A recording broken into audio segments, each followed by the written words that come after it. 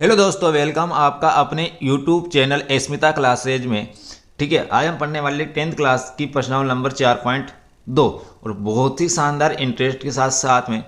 ठीक है, समझाने की पूरी गारंटी है मेरी। अंत तक वीडियो में बने रहना, आपको सवाल 100% समझ में आएगा। तो बढ़ते हैं सवाल की तरफ। तो सवाल नंबर दो हैं, वह हैं कि उदाहरण 1 में जो समस्याएं दी गई थी, ठीक है, जो स्टेटमेंट दिए गए तो उनको हल करना है। ठीक है, अर्थात कि जो नीचे स्टेटमेंट यानी जो समस्याएं दी गई है इसको हल करके आपको, ठीक है, एक्स की यहाँ पर मानेंगे अपन, यानी इस जो समीकरण बनेगी द्विघात उसको हल करना है। और साथ में क्या निकालना है, एक्स के मान निकालने हैं, यानी मूल निकालने समीकरण के।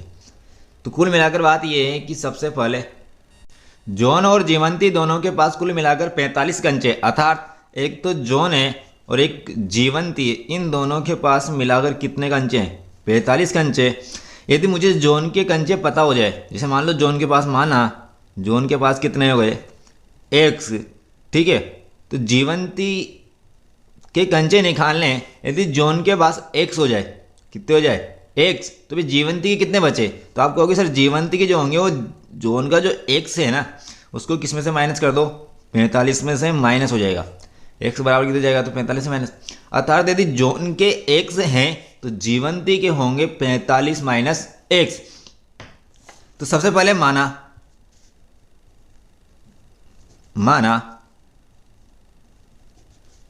जॉन के पास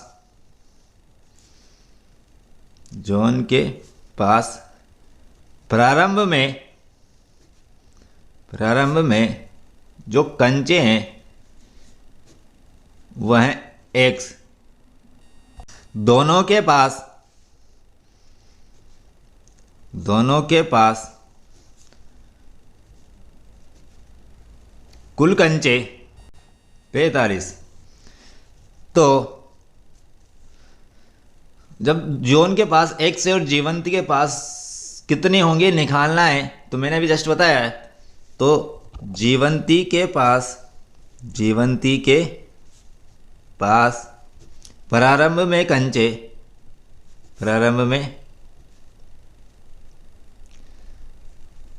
कंचे जो होंगे टोटल जो 45 है उसमें से जॉन के कम कर दिए जाए तो किसके बचेंगे, जीवंती के।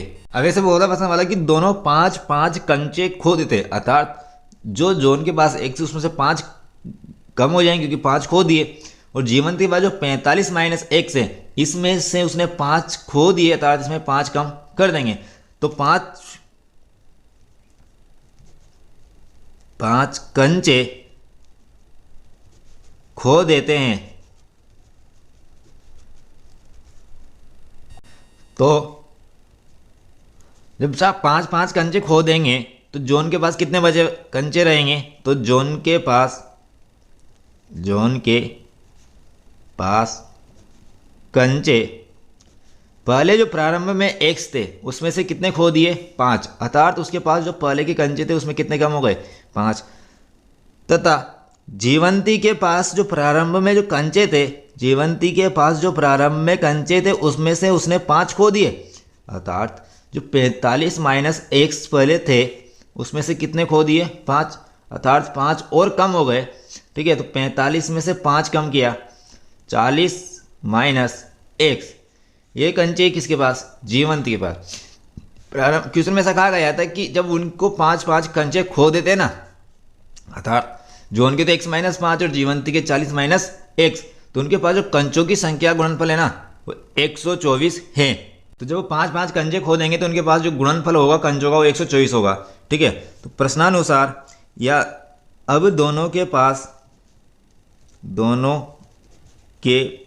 पास कंचों का गुणनफल, कंचे जो हैं उन कंचों का जो गुणनफल है, गुणनफल अर्थात कि जब दोनों ने 5-5 कंचे खो दिए उसके बाद जो गुणनफल आया वह है 124। कितना है, 124। ठीक है, तो अब मतलब जब 5 कंचे खो दिए तो जॉन के पास तो है x माइनस 5, इनका गुणनफल करना है किसके साथ, जीवंती के कंचों के साथ। तो जीवंती के जो कंचे हो भैया आपको दिख रहे होंगे 40 माइनस एक्स, कहा गया है कि ये जॉन के कंचे और जीवंती के कंचे जब इनका गुणा किया जाता है तो 124 आता है। ऐसे प्रश्न हमारे ने कहा है। तो चलिए पहले इन दोनों ब्रैकेट को हल कर लेते हैं। सबसे पहले x 40 से मल्टीप्लाई होगा, 40x माइनस 5 को 40 से करेंगे, ठीक है। तो 5 चौको 20 और 0 यानी 200, 5 को 40 से गुणा करेंगे ना, माइनस 200। अब ये x है ना, ये x से होगा तो प्लस x ने माइनस x करेंगे तो माइनस एक्स स्क्वायर। इसी प्रकार से ये -5 जो हैं वो माइनस x से होंगे तो माइनस माइनस तो प्लस, 5 को x से करेंगे तो 5x बराबर 124। ध्यान देना ये एक्स स्क्वायर फर्स्ट में लिख लेते हैं, उसके बाद एक्स स्क्वायर वाला ख़त्म है। अब x की बात करते हैं तो 40x तो यहाँ है और 5x यहाँ है, तो 40 और 5 कितना हो गया 45x माइनस 200, पीछे से 124 जो बराबर की इधर आएंगे तो भी किसके हो जाएंगे, माइनस का 124 इज इक्वल टू 0। ध्यान से देखना कि minus x square plus 45x, ठीक है। इसको दोनों को जो माइनस है तो यहाँ भी माइनस और यहाँ भी माइनस, तो माइनस माइनस संख्या माइनस आता है और जुड़ जाती है, तो 200 और 124 324 इज इक्वल टू 0। अब यहाँ पर जो समीकरण प्राप्त हो रही है अपन को द्विघात जो समीकरण प्राप्त हो रही है इसमें जो एक से स्क्वायर है ना उससे क्या लग रहा है माइनस, तो एक काम करे कि इसको -1 से गुणा कर दे, हो सके इसमें माइनस कॉमन ले ले, जैसा आपको आसान लगे वैसा कर लेना। मैं यहाँ से माइनस कॉमन लूँगा तो यहाँ तो बचेगा एक्स स्क्वायर, ठीक है, प्लस में से माइनस कॉमन लिया तो अंदर हो जाएगा माइनस 45x, माइनस चेंज हो जाएगा प्लस में 324। मैंने कहा था कि जब भी कोई माइनस कॉमन लिया जाए तो अंदर वाले चिन्हों को क्या कर देना है, चेंज करना है। ये माइनस जब इधर 0 के पास जाएगा तो ये 0 ही हो जाएगा, तो ये x square minus 45x plus 324 is equal to 0। अब हमें जो द्विघात समीकरण प्राप्त हुई है इसको गुणनखंड विधि जो हमने पढ़ी है पिछले क्वेश्चन में, जो गुणनखंड विधि अपन ने पढ़ी है उसी के आधार पर इस द्विघात समीकरण को हल करके x के मान निकालेंगे, ठीक है। तो सबसे पहले ध्यान देना यहाँ पर जो 324 अचर पद है, एक्स स्क्वायर का गुणांक नहीं है, ठीक है, तो 1 है, तो 1 को 324 गुणा 324, यहाँ है 45, कितना है यहाँ 45, तो x का गुणांक जो 45 है इसके ऐसे दो टुकड़े किए जाए कि जोड़ने पर तो कितना आ जाए 45 आ जाए और गुणा करने पर कितना आ जाए 324।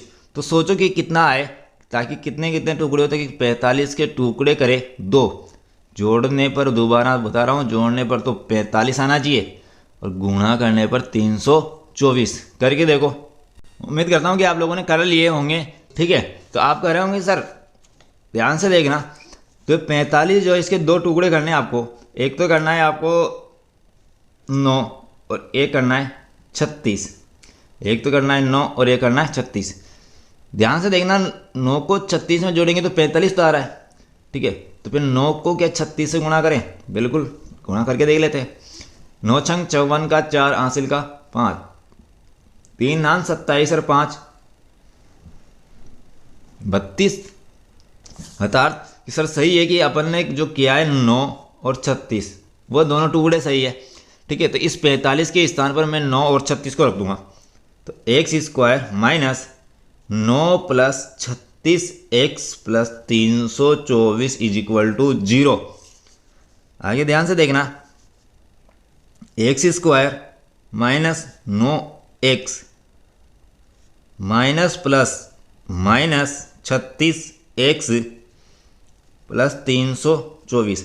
जैसा हम जानते हैं कि इसमें से दो में से क्या लेंगे, कॉमन ले लेंगे, ठीक है।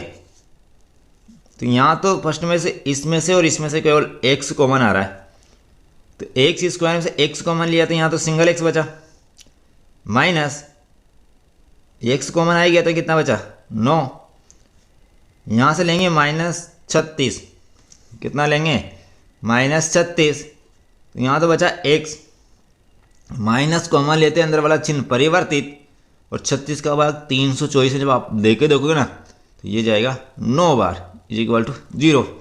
यहाँ पर दोनों ब्रैकेट सेम आए तो इस ब्रैकेट को कॉमन ले लेते हैं और ध्यान से देखना, ये एक्स और यहाँ -36 शेष रहा है, तो ये एक्स और -36 रख दिया। ये दोनों ब्रैकेट जो है इनको किसके बराबर कर दो, 0 के बराबर। ठीक है, अर्थात x - 9 = 0 या x - 36 = 0। यहाँ पर दोनों ही कंडीशन को मैं अलग अलग हल करूँगा। ठीक है, ये x बराबर ये 9 जब माइनस का जो है वो इधर आते किसका हो जाएगा, प्लस का। तो x का मान कितना आया, 9। यहाँ पर x बराबर कितना आ जाएगा, 36 इधर जाते ही क्योंकि माइनस का है, प्लस का हो जाएगा। तो दोनों ही स्थितियाँ संभव है। यदि x का मान 9 है, ठीक है, और x का मान 36, दोनों ही संभव हैं। ठीक है, तो x जो था वो जोन के कंचे थे, अतः जोन के पास जो कंचे हैं 9 है।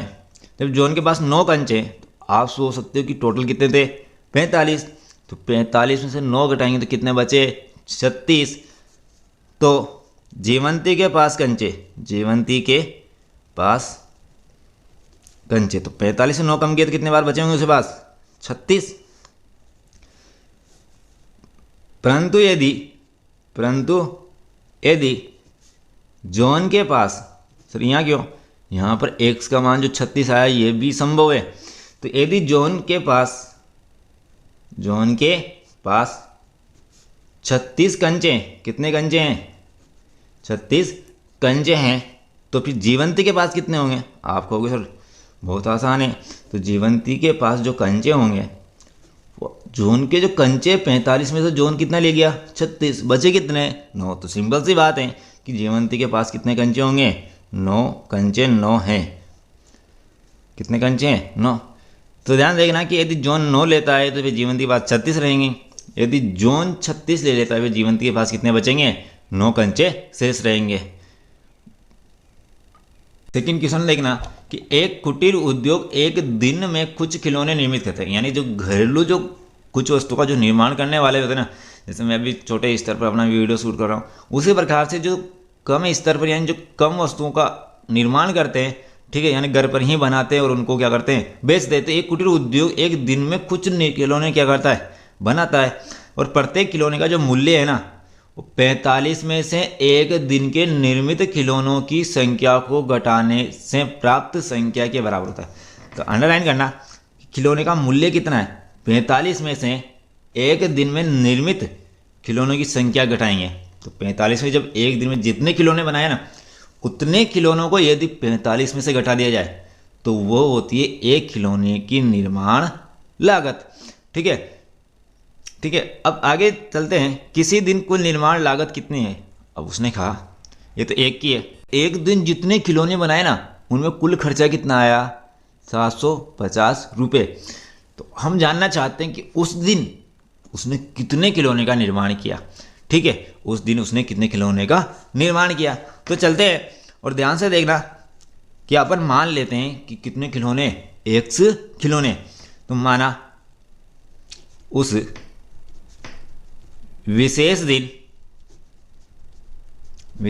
दिन निर्मित खिलौने, निर्मित यानी बनाए गए खिलौने, निर्मित का मतलब निर्माण करना, तो निर्मित जो खिलौने मानेंगे वो कितने मान लेंगे, एक्स।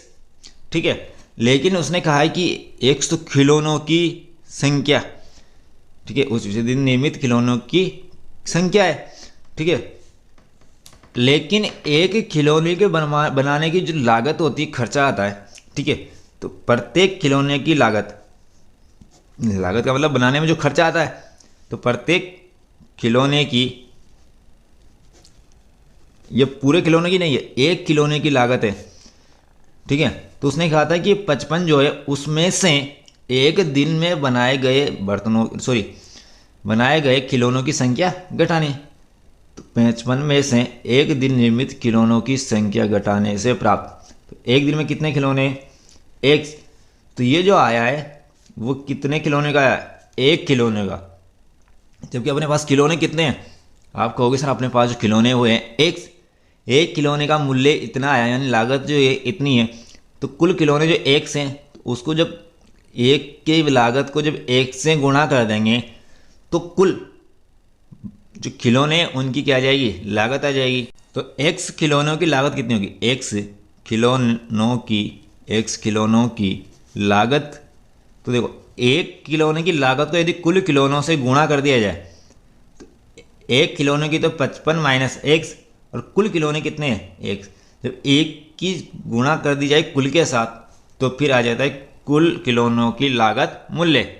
अब आपके मन में आ रहा होगा कि सर इसमें तो आपने कहा कि एक्स जो कुल खिलौने हैं उनकी लागत ही है, लेकिन क्वेश्चन वाला तो बोल रहा है कि कुल निर्माण लागत कितनी है, 750। तो फिर कहाँ गड़बड़ हो गई, तो मान लेते अपन को क्या जा रहा है, ठीक है।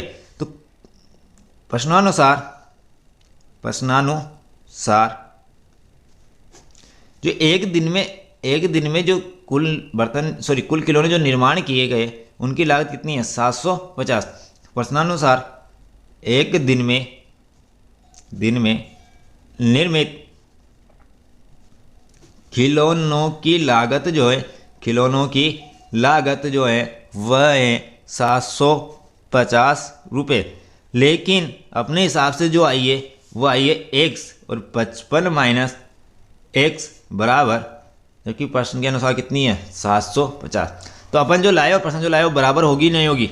अब आगे ध्यान देखना, जब ये जो आया है इसको अपन हल करते तो सबसे पहले इस x को अंदर गुणा करेंगे।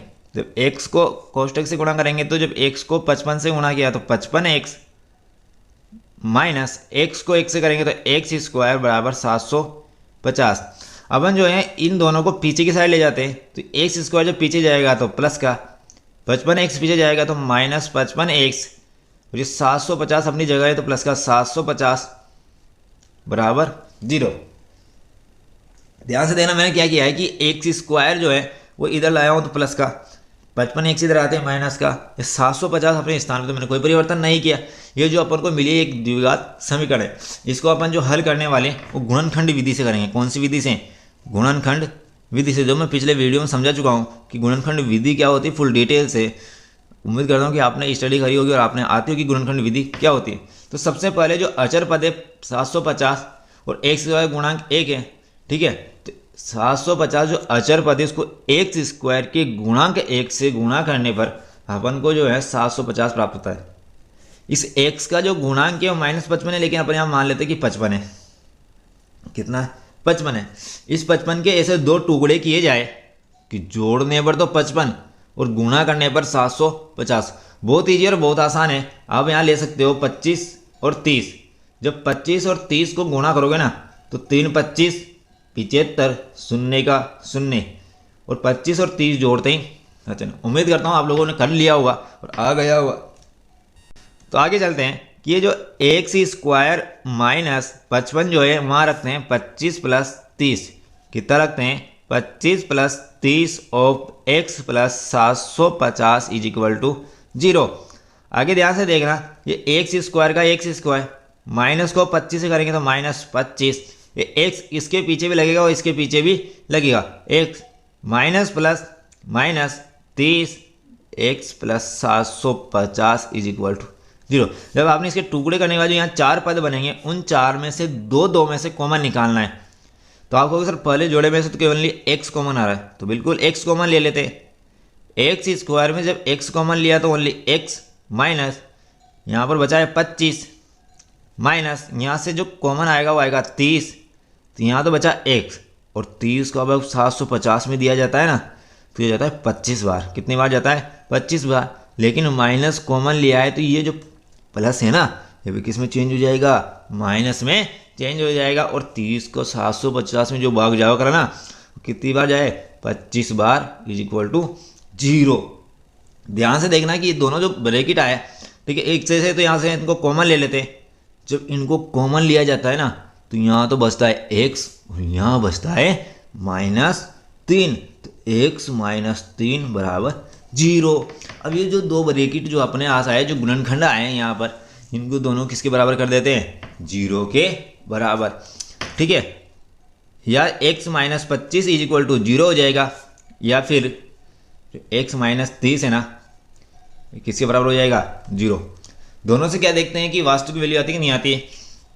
जो संभवतः वैल्यू के मान लेंगे, x बराबर 25 दे जाते हैं प्लस का और x बराबर 30 दे जाते हैं भी प्लस का। यहाँ पर ध्यान देना x की जो वैल्यू आई 25 ये भी संभव है और यहाँ पर x की जो वैल्यू आई 30 ये भी संभव है। अतः अपन ने जो एक दिन में निर्मित बर्तनों की संख्या निर्मित खिलौनों की जो संख्या मानी है वह x मानी है ना, तो वहाँ पर 25 भी हो सकता है और 30 भी हो सकता है। तो हम यहाँ से लिख सकते हैं अतः एक दिन में, यानी विशेष दिन जो था ना वो एक दिन में निर्मित खिलौनों की